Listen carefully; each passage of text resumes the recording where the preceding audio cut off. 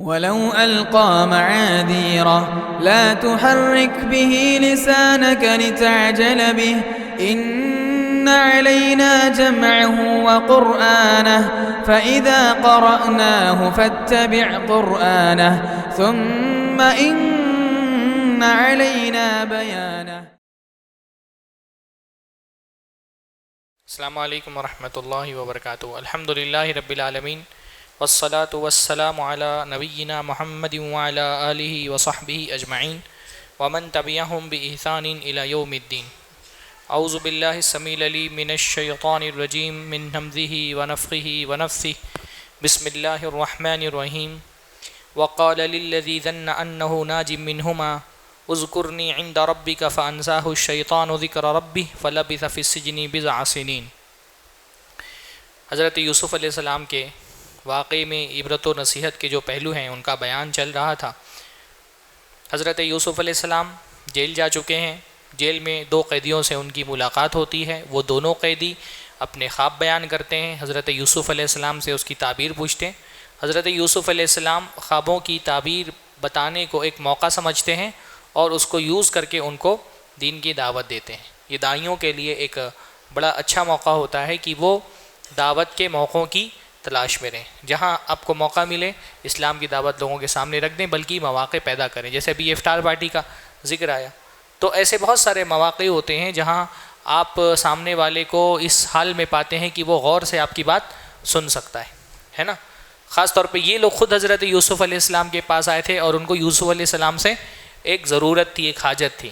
تو کوئی غیر مسلم یا کوئی گمراہ شخص جب حاجت مند بن کر کے آپ کے پاس آتا ہے تو وہ زیادہ آپ کی سننے کے لیے تیار ہوتا ہے, ذہنی طور پہ آپ کی بات قبول کرنے کے لیے زیادہ تیار ہوتا ہے. تو ایمان والا بندہ تو ہمیشہ موقع کی تلاش میں رہتا ہے کہ جو ہدایت کی نعمت سے اللہ تعالیٰ نے اس کو نواز دیا ہے وہ کسی طرح سے اس ہدایت کو اللہ کے دوسرے بندوں تک بھی پہنچا سکے. تو انہوں نے اس کا خوب اچھے سے یوز کیا اور کہا کہ دیکھو میں تم کو تمہارے خواب کی تعبیر بتاؤں گا کھانا آنے سے پہلے, یعنی کوئی بہت زیادہ وقت تم سے نہیں لوں گا. تو دعوت میں مدعو کو بور نہیں کرنا چاہیے کہ آپ پیچھے پڑ گئے 2 گھنٹہ اس کو بٹھا کر کے رکھ رہے ہیں, وہ سننا نہیں چاہ رہے پھر بھی بتائے جا رہے ہیں. پہلے سے اس کو بتا دے کہ لمبا وقت نہیں لینے والا, میں تمہارے خواب کی تعبیر تھوڑی دیر میں تم کو بتا دوں گا لیکن اس سے پہلے کچھ باتیں مجھے تم لوگوں کے سامنے رکھنی ہیں. تو دعوتی مزاج والا آدمی ایسے ہی موقعوں کی تلاش میں رہتا ہے اور جیسے ہی اس کو موقع ملتا ہے اس کا فائدہ اٹھاتا ہے. ہمارے ساتھ یہ بہت بڑا مسئلہ ہے. ہمارے پاس بہت سارے مواقع ایسے آتے ہیں جہاں ہم دین کی دعوت دے سکتے ہیں لیکن وہ ذہن ہی نہیں ہمارا دعوتی. یعنی کتنے علاقوں میں دیکھتا ہوں کہ غیر مسلمین مسجدوں میں آتے ہیں, دروازے پہ کھڑے رہتے ہیں رقیہ کرانے کے لیے کہ میری بچے کو دعا پھونک دو, میرے بچے کو دعا پھونک دو. وہ آتے ہیں, ہم دعا پھونک دیتے ہیں اور چلے جاتے ہیں. کبھی یہ نہیں سوچتے کہ ان کو توحید کی کوئی دعوت دی جائے. ایسے مواقع نہ صرف یہ کہ مل جائے تو ان کا استعمال کرنا چاہیے بلکہ ایسے مواقع پیدا کرنے چاہیے. اللہ تعالیٰ نے ہم کو داعی قوم بنا کر کے بھیجا ہے. ہم تو خاص طور پہ ہندوستان میں رہنے والوں کے لیے تو ایک اپارچونٹی ہے کہ یہاں ہم کو دعوت کے لیے جو اسکوپ حاصل ہے وہ کسی مسلم ملک میں رہنے والے مسلمان کو نہیں حاصل ہوگا جو مسلمانوں کے بیچ میں گھرا ہوا ہے نا. یہ کیونکہ حضرت یوسف علیہ السلام کا کیریکٹر ایک مائنورٹی کا کیریکٹر ہے. وہ جس ملک میں رہ رہے ہیں ارد گرد میں سارے لوگ بت پرست ہیں, مشرک ہیں. تو ایک مائنورٹی میں رہتے ہوئے بھی آدمی کو اپنے داعیانہ کردار کو نہیں بھولنا چاہیے. ہماری صورتحال یہ ہے کہ ہم سالوں سے اذان دے رہے ہیں لیکن کبھی ہم اتنا بھی نہیں ضرورت محسوس کرتے ہیں کہ اپنے جو غیر مسلم قوم کے لوگ ہیں ان کو کم از کم اتنا تو بتا دیں کہ اذان کا معنی کیا ہوتا ہے. وہ سن رہے ہیں اذان, اس کا معنی نہیں جانتے. تو ایسے مواقع کی تلاش میں رہنا چاہیے اور جب موقع ملے تو اس کا فائدہ اٹھانا چاہیے اور توحید کی دعوت سے ایسی بات کا آغاز کرنا چاہیے.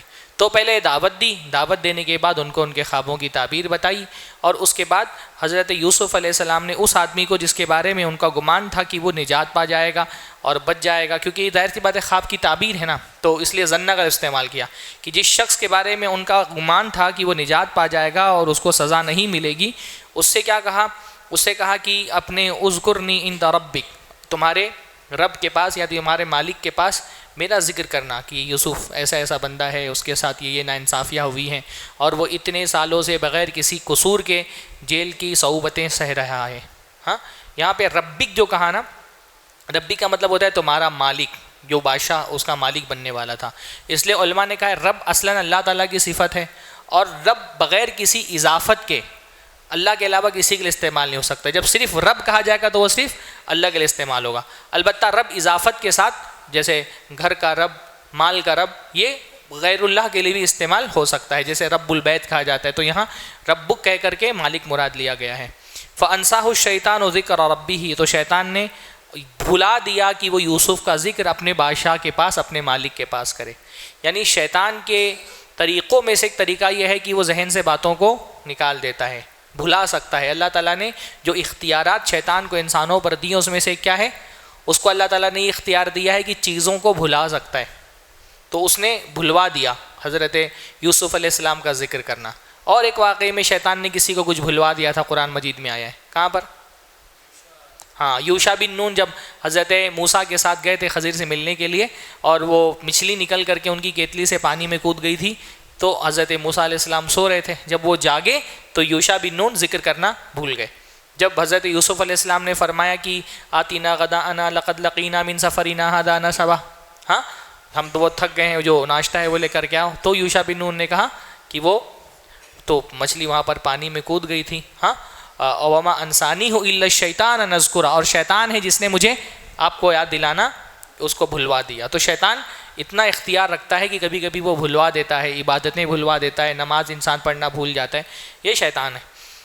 فلبث فی السجن بضع سنین، تو چند سالوں تک کے حضرت یوسف علیہ السلام جیل میں رہے. اب بضع جو ہے وہ 3 سے لے کر کے 9 تک کی گنتی کو بضع کہا جاتا ہے، چند. پر اب یہ صحیح ترین کتنے سال تھے؟ طلباء نے کہا تقریباً 7-8 سال جیل کے اندر رہے. حضرت یوسف اللہ کے نبی ہیں، اللہ کے چہیتے ہیں. 8 سال تقریباً، یعنی 8-9 سال یعنی تقریباً 1 دہائی جیل کے اندر رہے. ہم کو تھوڑی سی کوئی مصیبت آ جاتی ہے تو ہم سمجھتے ہیں کہ اللہ ہمارے ساتھ ناراض ہے، اللہ ہمارے ساتھ برا کر رہا ہے، ہم شکوے شکایتیں کرنے لگتے ہیں، ہم ان کے در پہ جانے لگتے ہیں. یہاں نبی ہو کر کے 1 دہائی کتنی بڑی مدت ہوتی ہے، پورا 1 ڈیکیڈ پورا وہ کیا ہے جیل کے اندر رہ گئے. بہرحال تو اتنا لمبا وقفہ رہے. اب اس کے بعد ایک واقعہ پیش آیا. بادشاہ نے خواب دیکھا. بادشاہ نے یہ دیکھا کہ اپنے خواب میں اس نے دیکھا کہ 7 موٹی گائیں ہیں جن کو 7 دبلی گائیں کھا رہی ہیں، اور 7 سوکھی اناج کی بالیاں ہیں، اور دوسری 7 جو ہے ہری بھری اناج کی بالیاں ہیں. ہاں، تو اب اس نے دیکھا کہ یہ 7 ہری بھری اناج کی بالیاں، 7 سوکھی اناج کی بالیاں، 7 موٹی گائیں ہیں، گائے کو 7 دبلی گائیں کھا رہی ہے. سمجھ میں اس کو نہیں آیا. اپنے درباریوں کو جمع کیا. وہ جوتشی، میں نے بتایا نا کہ جوتشیوں کا زمانہ تھا وہ، اور جوتشی کا فن بہت عروج پر مانا جاتا تھا. سارے جوتشیوں کو جمع کیا اور ان سے پوچھا کہ بتاؤ اس خواب کی تعبیر کیا ہے. سارے لوگوں نے کہا اضغاث احلام، یہ تو پراگندہ خواب ہیں، یہ کوئی حیثیت نہیں ان کی. ہاں، میں نے بتایا نا، رؤیا کہتے ہیں ایسے خواب کو جس کی تعبیر ہو، احلام کہتے ہیں ایسے خواب کو جس کی کوئی تعبیر نہیں ہوتی ہے، بس آدمی دیکھ لے رہا ہے. اسی سے احلام سے احتلام بھی بنا ہے نا. جب جو لڑکے جو ہے وہ ایسا خواب دیکھتے ہیں جس سے ناپاک ہو جاتے ہیں اس کو احتلام کہا جاتا ہے. تو اضغاث و احلام، انہوں نے کہا یہ بس ایسے پراگندہ قسم کے خواب ہیں، ان کی کوئی حیثیت نہیں ہے، اور ہم کو تو نہیں سمجھ میں آتا کہ اس خواب کی کوئی تعبیر ہوگی. سب نے جو ہے وہ بتانے سے انکار کر دیا. لیکن اب جب یہ بات ہوئی تو اس کو یاد آیا وہ بندہ جس نے حضرت یوسف علیہ السلام کہ حضرت یوسف علیہ السلام کو جس نے بتایا تھا کہ تم بادشاہ کے ساقی بن جاؤ گے. تو اس نے کہا کہ کیا کہا اس نے؟ انا انبئکم بتاویلی، میں بتاؤں گا تم کو اس کی تعبیر کیا ہے. ہاں، تعبیر دیکھیے کیسے استعمال کر رہے ہیں. یہ نہیں بول رہا ہے کہ مجھے ایک بندہ پتا ہے جو بتائے گا. کیا بول رہے ہیں؟ انا انبئکم، میں بتاؤں گا. تو دنیا میں ہر دور میں ایسے لوگ رہتے ہیں نا جو دوسروں کی صلاحیتوں کا کریڈٹ لینا چاہتے ہیں. ہاں، دوسروں کی کامیابی کو اپنی تعریف میں استعمال کرنا چاہتے ہیں. تو یہ نہیں بول رہا ہے کہ میرے کو ایک بندہ پتا ہے جو بتائے گا. کیا بول رہے ہیں؟ انا انبئکم بتاویلی، میں بتاؤں گا اس کی تعبیر کیا ہے، مجھے بھیجو، جیل میں جاؤ، جیل بھیجو، میں جیل میں جاتا ہوں اور میں بتاؤں گا آپ کی تعبیر کیا ہے. اور اس کے بعد جیل میں گئے اور کہا یوسف اے میرے دوست، اب دوست بن گیا. ہاں، 10 سال تک یاد ہی نہیں آیا تھا کہ یوسف کون ہے. تو کچھ لوگ ایسے ہوتے ہیں جو صرف وقت کے وقت دوست، ان کی وقتی صرف ضرورت کے وقت کی دوستی رہتی ہے. کہا یوسف میرے دوست مجھے بتائیے اس خواب کی تعبیر کہ 7 موٹی گائیں ہیں جن کو 7 دبلی گائیں کھا رہی ہیں، اور 7 ہرے بھرے بالیاں ہیں اور 7 سوکھی بالیاں ہیں، شاید میں لوگوں کے پاس جا کر کے بتا سکوں. تو حضرت یوسف علیہ السلام نے بتایا کہ 7 سال ایسے آئیں گے جس میں تم خوب کھیتی باڑی کرو گے، ہری بھری فصلیں تمہاری ہوگی، خوب اناج اگاؤ گے. تو جو بھی تم اناج اگاؤ اس کو جتنا کھانا ہے صرف اتنا ہی بالی سے نکالو، باقی اناج بالی میں محفوظ رہنے دو۔ اس کے بعد 7 شدید ایسے سال آئیں گے جو قحط سالی کے سال ہوں گے، سوکھے کے سال ہوں گے، اور ان سوکھے کے سالوں میں کیا کرو گے، وہ کھانا جو تم نے اناج بچا کر کے رکھا تھا وہ پھر تمہارے استعمال میں آئے گا۔ اس کے بعد 1 سال ایسا آئے گا جس میں لوگ خوب پانی ہوگی، بارش ہوگی، اور اس میں تم اچھی کھیتی کرو گے۔ تو حضرت یوسف علیہ السلام جو ہے وہ خواب کی تعبیر بھی بتا دی، اور اس مسئلے میں جو حل تھا وہ حل بھی بتا دیا، ہے نا۔ یعنی تو پہلے بتایا خواب کی تعبیر کیا ہے، پھر کیا بتایا کہ اس مسئلے کا حل کیا ہے، حل بھی بتا دیا انہوں نے کہ جو 7 قحط کے سال آئیں گے ان قحط کے سالوں میں تم کو کیا کرنا ہے، کیسے اپنا اناج بچا کر کے رکھو گے۔ تو بالیوں سے اناج باہر نہیں نکالو، بالیوں میں رہنے دو، صرف اتنا اناج نکالو جتنے اناج کی ضرورت ہو۔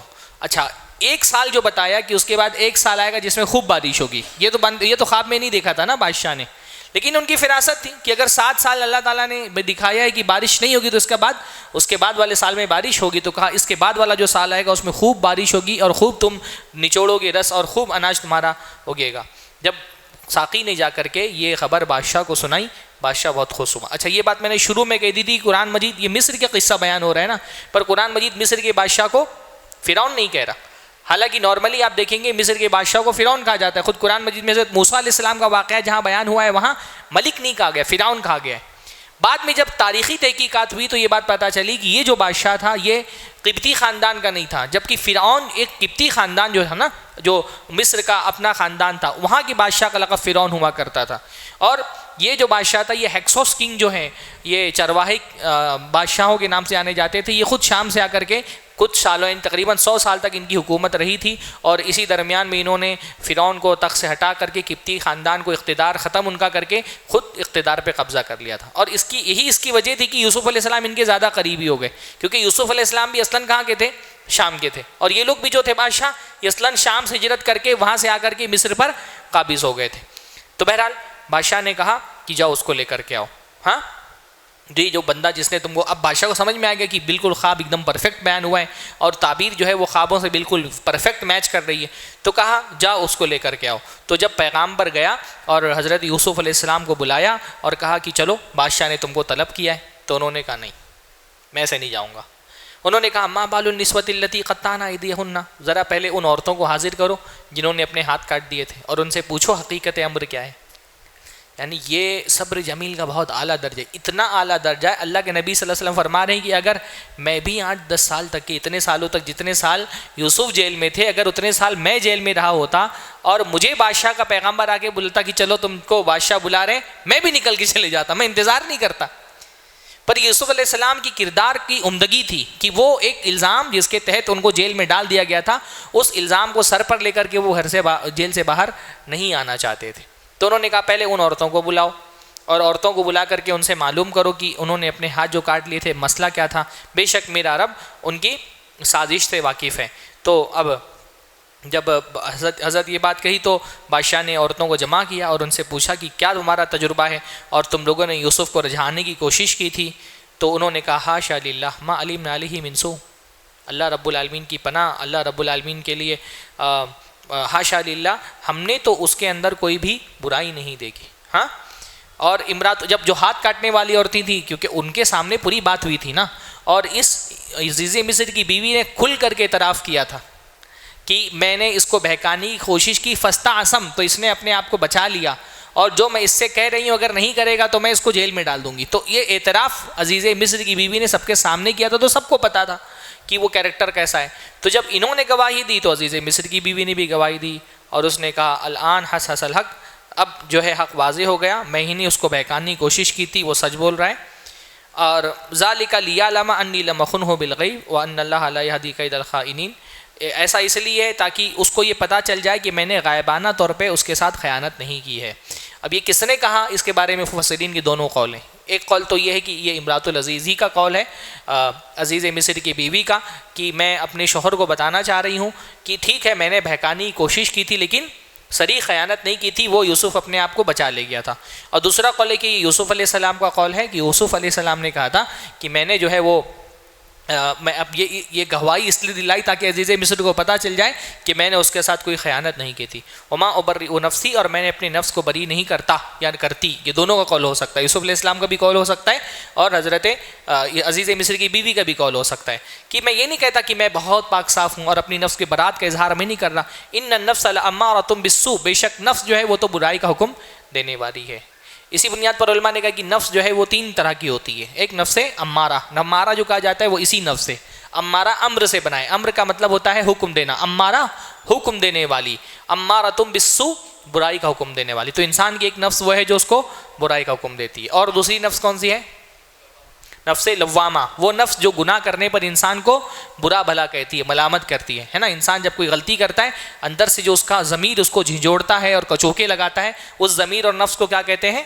نفس لوامہ. اور تیسری نفس نفس مطمئنہ. نفس لوامہ کا ذکر سورہ اس میں آیا قیامہ میں، لا اقسم بیوم القیامہ ولا اقسم بالنفس اللوامہ. اور نفس مطمئنہ اطمینان والی نفس، جو ایک سکون و اطمینان کا احساس آپ کو نیکی کرنے پر ہوتا ہے، جو ایک شعور راحت کا آپ محسوس کرتے ہیں، اس کو نفس مطمئنہ کہا جاتا ہے اس نفس کو. اور اس کا ذکر آیا ہے سورۃ الفجر میں، یا ایھا النفس المطمئنہ.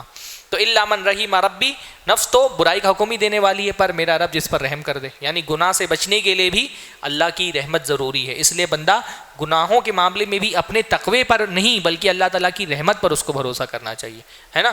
اگر کوئی کسی گناہ سے بچ جا رہا ہے، یعنی شیطان ہم کو جن قسم کے غرور میں مبتلا کرتا ہے، اس میں سے غرور یہ بھی ہے کہ آدمی کوئی گناہ نہیں کرتا تو بڑی بڑائی سے بولتا ہے میں تو نہیں کرتا، میں تو نہیں کرتا. بھائی تم کسی گناہ سے اگر بچ بھی گئے تو یہ کیا ہے؟ تمہارے لیے اللہ تعالیٰ کی رحمت ہے. تم کوئی نیکی بھی کر رہے ہو تو یہ اللہ تعالیٰ کی رحمت ہے.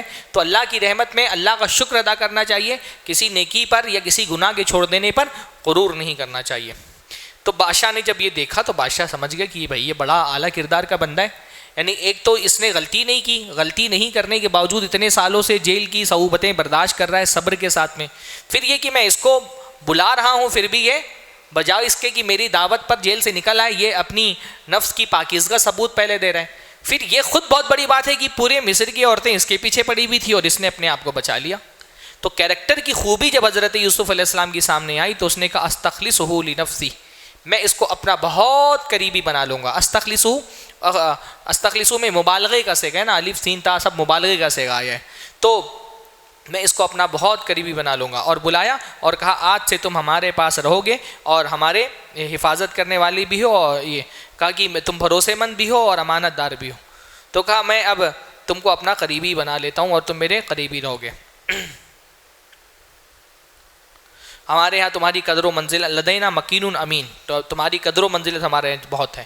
تو جب بادشاہ نے اپنا قریبی بنا لیا تو حضرت یوسف علیہ السلام نے کہا اجعلنی علی خزائن الارض، مجھے زمین کے خزانوں کا آپ ذمہ دار بنا دیں. ہاں اب یہ کیونکہ انی حفیظ علیم، میں حفاظت بھی کرنے والا ہوں اور علم والا بھی ہوں. یعنی میں خائن نہیں ہوں، چیزوں کی حفاظت کروں گا، خزانے کی حفاظت کروں گا، اور مجھے جانکاری بھی ہے، میں جانتا بھی ہوں کہ کیسے چیزوں کو ہینڈل کیا جائے. تو اس سے بعض علماء نے استدلال کیا ہے کہ ظاہر سی بات ہے وہ حکومت تو مسلمانوں کی حکومت نہیں تھی، کافروں کی حکومت تھی، بت پرستانہ حکومت تھی. اس میں حضرت یوسف علیہ السلام نے جب یہ دیکھا کہ گرچہ حکومت کافروں کی ہے لیکن یہاں پہ میں اپنی صلاحیتوں سے کچھ فائدہ اپنے ملک کو پہنچا سکتا ہوں، تو انہوں نے بادشاہ سے خود کہا کہ مجھے آپ یہ ذمہ داریاں دے دیں اور میں یہ ذمہ داریاں بخوبی ادا کر سکتا ہوں. اس سے علماء نے استدلال کیا ہے کہ کسی ڈیموکریٹک کنٹری میں رہتے ہوئے، ڈیموکریسی کا جو ہمارے یہاں کا نظام ہے، ظاہر سی بات ہے وہ اسلامی نظام تو ہے نہیں، پر کسی ڈیموکریسی میں رہتے ہوئے اگر کسی عہدے پر رہ کر کے آپ قوم و ملت کو کوئی فائدہ پہنچا سکتے ہیں یا کسی نقصان سے بچا سکتے ہیں تو عہدہ حاصل کر سکتے ہیں. یعنی الیکشن میں کھڑے ہو جائیں یا IAS IPS وغیرہ کے جو امتحانات ہوتے ہیں ان کو آپ کریک کر کے اور کوئی عہدہ حاصل کریں جس سے آپ یا تو یہ کر لیں گے کہ بھائی کوئی فائدہ پہنچا سکتے ہیں کمیونٹی کو، اپنی قوم کو اور پورے ملک کو، یا کم سے کم کسی نقصان سے بچا سکتے ہیں آپ. تو کسی غیر مسلم حکومت میں اقتدار حاصل کر کے آپ اگر کوئی فائدہ اٹھا سکتے ہیں یا کسی نقصان سے لوگوں کو بچا سکتے ہیں تو اس میں کوئی حرج کی بات نہیں ہے. تو آپ جیسے کوئی سرکاری نوکری حاصل کر لیں، آپ ٹیچر بن جائیں، یا آپ جو ہے وہ پولیس انسپیکٹر بن جائیں، یا آپ جج بن جائیں، یا آپ الیکشن جیت کر کے MP MLA کارپوریٹر بن جائیں، ہے نا. گرچہ حکومت مسلمانوں کی نہیں ہے، اسلامی حکومت نہیں، پر اسلامی حکومت میں بھی اگر کسی عہدے کے ذریعے سے آپ فائدہ پہنچا سکتے ہیں لوگوں کو تو اس میں کوئی حرج کی بات انشاءاللہ تعالی نہیں ہے. فرمایا انی حفیظ علیم، میں حفیظ ہوں اور علیم ہوں. تو دو چیزیں چاہیے ہوتی ہیں، ایک تو بندہ امانت دار ہونا چاہیے، اور دوسرا جو معاملات اس کے سپرد کیے جائیں اس کی معلومات بھی اس کو ہونی چاہیے. یعنی اچھا عہدے دار، اچھا ذمہ دار کون ہوتا ہے؟ جو امانت دار بھی ہو اور سمجھدار بھی ہو، دونوں چیز ہونا چاہیے، ہے نا. امانت دار ہے بہت لیکن اس کو چلانے ہی نہیں آتا ہے. کوئی ادارے کی ذمہ داری دی جائے نہیں چلا سکتا ہے، کوئی عہدہ دے دیا جائے وہ علم ہی نہیں رکھتا ہے، تو پھر ایسی امانت داری کا تو کوئی فائدہ نہیں ہے. اس لیے بعض علماء کے آپ کو ملے گا کہ ایک آدمی بہت نیک دیندار پرہیزگار ہے لیکن وہ آلات جنگ اور فنون جنگ سے واقف نہیں ہے، اور ایک بندہ فاسق ہے لیکن فنون جنگ کا ماہر ہے. تو پوچھا گیا کہ ان دونوں میں سے فوج کا سپہ سالار کس کو بنایا جائے؟ تو علماء نے کہا اس فاسق کو بناؤ جو فنون جنگ کا ماہر ہے، کیونکہ بھائی آپ کی دینداری اور آپ کی امانت داری آپ کی ذات کی حد تک فائدہ پہنچائے گی، لیکن جنگ لڑنے کے لیے تو فنون جنگ کی مہارت چاہیے، ہے نا. جنگی فنون سے آپ اگر ماہر نہیں ہے تو امانت داری کوئی فائدہ نہیں پہنچائے گی. تو فرمایا میں تو پہلی بات حفیظ ہوں، خزانے کو حفاظت کرنے والا ہوں. سب سے پہلی بات تو یہ ہوتی ہے کہ خزانہ اگر کسی ایسے آدمی کے سپرد کر دیا جائے جو خائن ہے، تب تو کتنا بھی وہ سمجھدار ہو، اور جتنا زیادہ سمجھدار رہے گا اتنی ہی ہوشیاری کے ساتھ خیانت کرے گا وہ. تو حفیظ ہونا بھی ضروری ہے کہ انسان امانت دار ہو، پر امانت دار ہونے کے ساتھ ساتھ علیم ہونا بھی ضروری ہے. اور ظاہر سی بات ہے یہاں پہ علیم سے مراد دنیا کا علم ہے نا. تو دنیا کی نالج بھی ضروری ہے. دین کی نالج تو اہم ہے ہی ہے، دین کی نالج تو بہت اہم ہے، دین کی نالج تو سب سے زیادہ ضروری ہے، پر دین کی نالج کے ساتھ ساتھ دنیا کی بھی نالج ضروری ہے. ظاہر سی بات ہے وہ خزانے کی حفاظت کرنے کے لیے دنیا ہی کی تو نالج چاہیے تھی، تو اس لیے اہل ایمان کو دین کی نالج کے ساتھ ساتھ دنیا کی نالج بھی حاصل کرنی چاہیے، ہے نا. خزانے کی حفاظت کیسے کرنا ہے یہ کوئی دین کی نالج نہیں تھی، یہ تو دنیا کی نالج تھی. تو اس لیے علماء نے کہا ہے کہ جو دنیاوی پیشے ہوتے ہیں وہ بھی حاصل کرنا فرض کفایہ ہے. فرض کفایہ کا مطلب ہوتا ہے جیسے ڈاکٹر ہے، بھائی عالم تو ہونا چاہیے امت کے اندر، لیکن عالم کے ساتھ ساتھ اتنے ڈاکٹر بھی ہونے چاہیے جو ہماری جان کی حفاظت کر سکیں، ہماری صحت کی نگہبانی کر سکیں، جن کی طرف ہم رجوع کر سکیں اپنے طبی مسائل میں. ہاں ہر پیشہ جو ہے نا اس کی بھی نالج ہونا ضروری ہے، صرف دین کا علم ضروری نہیں. یعنی کچھ لوگ، اس لیے اللہ تعالیٰ نے نہیں فرمایا سارے لوگ عالم بن جائیں، اللہ نے فرمایا کیسے فلولا نفر من کل فرقۃ منہم طائفۃ لیتفقہوا فی الدین. ایک جماعت ہونی چاہیے جو دین کا علم حاصل کرے. سب لوگ دین کا علم حاصل کریں گے تو دنیا کا علم کون حاصل کرے گا؟ ٹھیک ہے ہمارے یہاں تو کم ہے، جتنا دین کا علم حاصل کرنا چاہیے لوگوں کو اتنے بھی نہیں ہیں لوگ، اور بھی علماء ہونے چاہیے ہمارے معاشرے میں، لیکن دین کے علم کے ساتھ ساتھ دنیا کا علم حاصل کرنا بھی ضروری ہے. کذالک مکننا لیوسف فی الارض یتبوأ منہا حیث یشاء. ہم نے اس طرح سے یوسف کو تمکنت دے دی، اب وہ آزاد تھا، جیسے چاہتا زمین میں گھومتا، جو چاہتا کر سکتا تھا. خزانے کی چابیاں یوسف کے ہاتھ میں آ گئی تھیں. اب یوسف علیہ السلام ایک بڑے وزیر بن چکے تھے، یعنی ان کا درجہ بادشاہ کے بعد والا درجہ تھا، بادشاہ کے بعد سیکنڈ نمبر پہ آ چکے تھے. وہ ایک بچہ جس کو کنویں سے نکال کر کے مصر کے بازار میں چند درہموں میں فروخت کر دیا گیا تھا، وہ مختلف مصیبتوں اور آزمائشوں سے گزرتا ہوا، دیکھیے اللہ تعالیٰ کیسے اس کو کامیاب کرتا ہے. مصیبتیں آئیں، پریشانیاں آئیں، لیکن اللہ نے کیا فرمایا؟ والعاقبۃ للمتقین. متقین کے حق میں انجام بہتر ہی ہوتا ہے. راستے میں مشکلیں آتی ہیں لیکن آخر کار اس کو کامیابی ملتی ہے. اب یوسف علیہ السلام وزیر بن چکے ہیں، وزیر خزانہ بن چکے ہیں. آیا 7 سال انہوں نے خوب کھیتی کروائی، اور جیسا کہ انہوں نے خواب کی تعبیر میں بتایا تھا کہ سنبھال کر کے اناج خرچہ کرنا ہے، اس کو پریزرو کر کے رکھنا ہے، تو پریزرو کر کے رکھا. 7 سال گزر گئے، اب قحط کے سال شروع ہو گئے. اب یہاں سے اس کہانی کا دوسرا پارٹ شروع ہوتا ہے، جب دوبارہ یوسف علیہ السلام کے وہ بھائی یوسف علیہ السلام کے پاس آتے ہیں جنہوں نے یوسف علیہ السلام کو کنویں میں ڈھکیل دیا تھا. اس پارٹ کو ہم انشاءاللہ تعالیٰ کل دیکھیں گے. سبحان اللہ بحمدہ، سبحانک اللہم وبحمدک، اشہد ان لا الہ الا انت، استغفرک واتوب الیک. مسجد عباد الرحمن کے پلیٹ فارم سے ہونے والی دعوت و تبلیغ کے مشن کو آگے بڑھانے میں ہمارا بھرپور ساتھ دیں. علم و عمل سے ناطہ جوڑنے کے لیے اہل علم سے جڑیں. مسجد عباد الرحمن کے یوٹیوب چینل کو سبسکرائب کریں اور آگے شیئر کرنا ہرگز نہ بھولیں. فجزاکم اللہ